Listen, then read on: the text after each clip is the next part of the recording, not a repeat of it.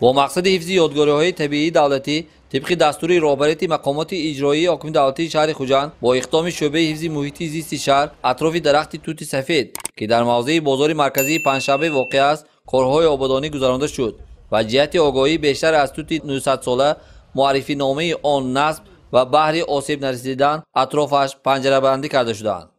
مورخ محیدین فیض‌اللهیف از این اقدام توصیف نموده میگوید که در گذشته نه چندان دور در شهر خوجند 3 عدد توت مشهور بود. موجود بودن درختان قدیمی در این شهر باستانی از شغل باغداری ساکنان آن شهادت می‌دهد.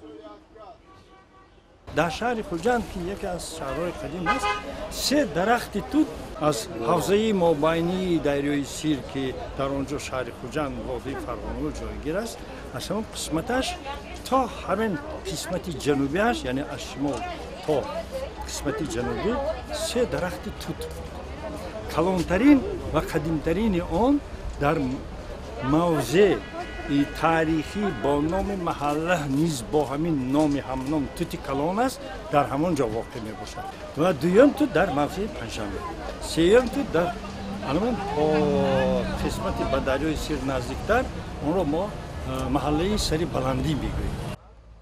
مقامات حفظ محیط زیست شهر خوجند تصمیم گرفته است که در ادامه کارهای سازندگی اطراف توت کلانی واقع در کوچه جوره زاکری شهر را نیز آباد و منور نماید.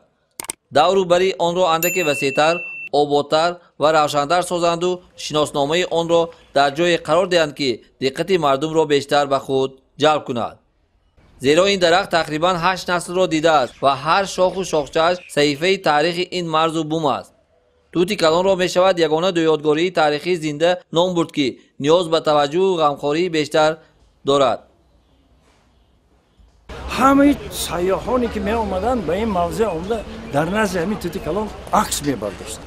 وقتی که ما نقل می کردیم در آثارخانه یا رهبلد شهر می گفتند که با در شهر توت کلان هست اونا در نزد توت کلان رفته عکس می بردند. بنابراین همین خواهش من همچون تاریخ شناس مردم شناس یک شهروند تاجیکستان ساکن شهر خوجند التماس از آن است که شعبه های دخلداری یادگاری های حفظ طبیعت تاریخ و مدنیت و آن کارمندان آثارخانه ها شهردارها باید به همین یادگاری های طبیعی شهرمان نیز دقت خاصه دهند و یگان جای تاریخی آن خصوصا درخت های قدیمی آن که خیلی اهمیت بزرگ تاریخی و تربیوی دارند که و نسخ نشانه از گذشتگان ما است نگاه داشته شود. طبق آمار یک درخت سالانه از 100 تا 700 کیلو اکسیژن تولید میکند. زیاد از 80 کیلو موادهای ضررآور را برطرف میکند و تقریبا 20 کیلو گرد و چنگ را فرو میکشد.